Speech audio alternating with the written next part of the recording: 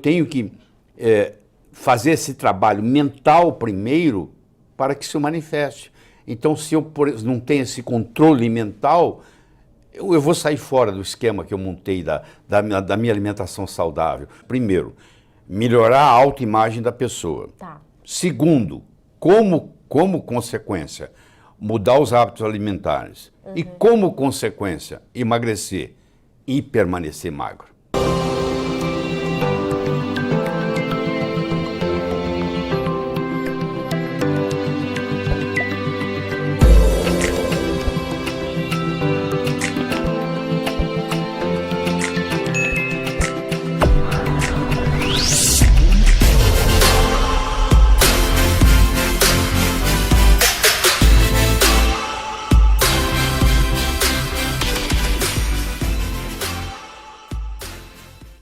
A obesidade, quando ela é retratada ou quando se fala sobre ela, obesidade ou sobrepeso, as pessoas costumam, pessoas especialistas, a olhar só para o viés estético, só para a questão da aparência.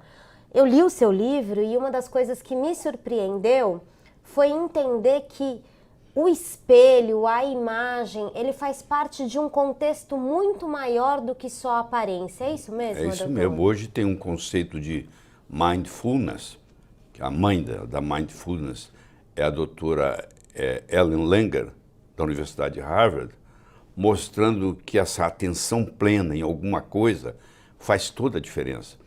Eu comecei a minha carreira médica como psiquiatra. Eu me lembro que eu estava indo para a faculdade de medicina e tinha um professor meu de neurofisiologia que estava no ponto do ônibus. Eu parei o carro, falei, você quer carona? Ele entrou. Eu falei, mas você não tem carro? Ele falou, claro que tem, mas eu não dirijo. Eu não consigo aprender a dirigir. E ele era um psiquiatra famoso e diretor de um hospital com 240 mulheres loucas. Aí eu falei, quer fazer uma troca comigo? Ele falou, o quê? Eu te ensino a dirigir, você me ensina a psiquiatria. Ele falou, topo. Então eu ensinei ele a dirigir e ele me levou por debaixo das asas dele para esse hospital. E eu tive a oportunidade de trabalhar lá quase 3 anos, ainda acadêmico, com 240 mulheres loucas. E isso fez toda a diferença. Vou dar um exemplo. Eu tinha 10 pacientes lá que não conseguiam dormir. Nada, não conseguia dormir. Toda terça-feira, às 18 horas, eu tinha uma reunião com essas 10 mulheres. E eu disse para elas que eu consegui um remédio dos Estados Unidos, que não tinha quem não dormisse. E eu preparei elas para receber esse remédio. Quando chegou o dia, eu avisei para elas que, infelizmente, o remédio não chegou, que nós tínhamos que esperar mais um mês. Aí esperamos mais um mês. E, finalmente, chegou a data. E eu dei para elas Reativan, que era um remédio que a gente usava para ficar acordado para estudar para o vestibular. E todas dormiram muito bem. Olha isso, no dia seguinte, a mulher chegava e dizia, nunca dormi tão bem na minha vida. Por quê? Porque eu fiz toda a preparação psicológica de quase 3 meses de que ia vir uma droga dos Estados Unidos, entendeu? Imbatível, e essa droga não chegou, elas ficaram frustradas, esperou mais um mês e finalmente chegou o dia. E para provar a força da mente, eu dei para elas Reativan, que era um remédio que faz ficar acordado. E elas dormiram. Então esse conceito aí eu levei para a vida, isso me ajudou muito. Então, por exemplo, a pessoa para emagrecer, começa tudo aqui. É claro que é importante, eu como nutrólogo entendo toda a parte do que deve comer, da atividade física que nós vamos discutir, mas isso tudo fica irrelevante comparado com aqui. Porque se eu não mexer aqui, essa pessoa engorda de novo. Entendi. Porque ela tem uma imagem de gordo. E ela tem essa memória de gordo. E quando ela emagrece, está faltando alguma coisa. Entendi. E ela volta a ganhar o peso. Então o que acontece? É o chamado efeito sanfona. A pessoa emagrece, engorda, emagrece, engorda. E cada vez que ela faz o efeito sanfona, ela engorda mais. Entendi. Nós também podemos explicar aqui nessa conversa por que cada vez ela engorda mais. A nossa conversa aqui é a seguinte. Eu tenho que fazer esse trabalho mental primeiro para que se manifeste. Então, se eu não tenho esse controle mental, eu vou sair fora do esquema que eu montei da minha alimentação saudável. Primeiro, melhorar a autoimagem da pessoa. Tá. Segundo, como consequência, mudar os hábitos alimentares. E como consequência, emagrecer e permanecer magro. Entendi. Então, o livro se propõe a melhorar a autoimagem do leitor. E uma vez melhorada a autoimagem, automaticamente ele começa a fazer uma reeducação alimentar. Certo. Fazendo essa reeducação alimentar, ele sofre um emagrecimento e nesse emagrecimento agora nós temos que fazer com que ele não volte. Por quê? Porque os estudos mostram que entre 5% e 10% só mantém o peso. Se você faz um grupo de pessoas e emagrece elas hoje, e daqui um ano, 90% pelo menos voltou ou ao peso original ou mais.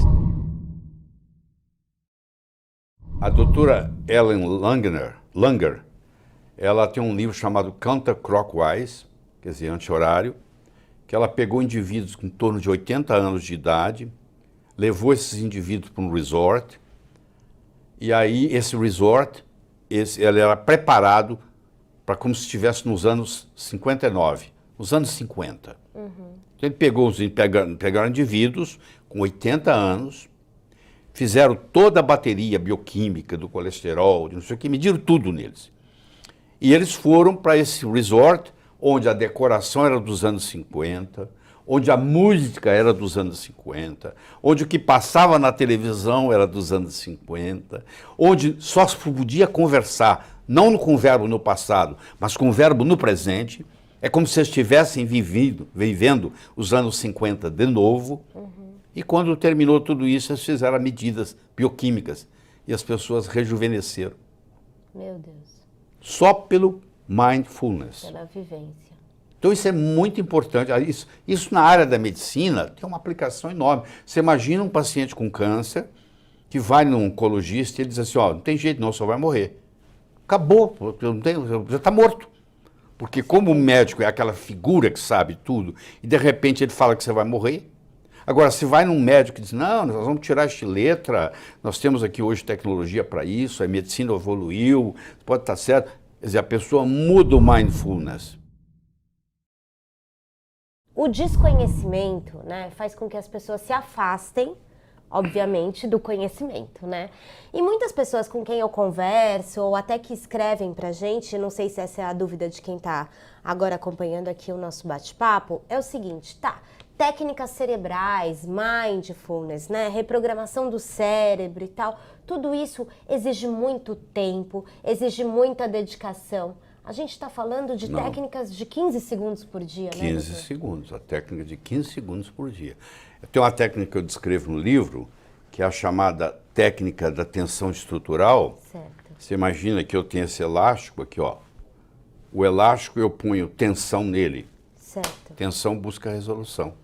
Quando eu coloco tensão numa estrutura, a tendência é resolução. Se eu consigo fazer isso no cérebro linguisticamente, aqui estou eu magro, aqui estou eu gordo. Certo. Eu não preciso gostar, mas eu preciso me olhar no espelho e falar, esse sou eu. Eu não vou encolher a barriga, não vou nada. Eu vou aceitar a minha realidade. Não gosto dela, mas está ali. Eu vou olhar ela. E como é que eu quero ser? Bom, eu pego um retrato meu de quando eu era novo, jovem, magro, que algum dia você já foi magro, e eu crio uma imagem de magreza. Então, eu tenho que fazer a imagem, a visão, ser mais forte do que a realidade, porque isso vai para lá, ó. Cria essa tensão. Cria essa tensão. Por isso que pensamento positivo não funciona. Aqui, ó, eu sou magro, eu sou magro, eu sou magro. Não tem tensão nenhuma. Eu tenho que me aceitar, ver como que eu sou, gordo, me imaginar magro, fazer essa imagem aqui de gordo em preto e branco, fazer essa imagem de magro em colorido, colocar essa imagem de preto e branco pequena, essa imagem de magro grande, aí eu crio uma tensão, onde eu faço essa imagem aqui de magro ser mais forte do que essa imagem de gordo. E aí eu mudo a minha estrutura psicológica.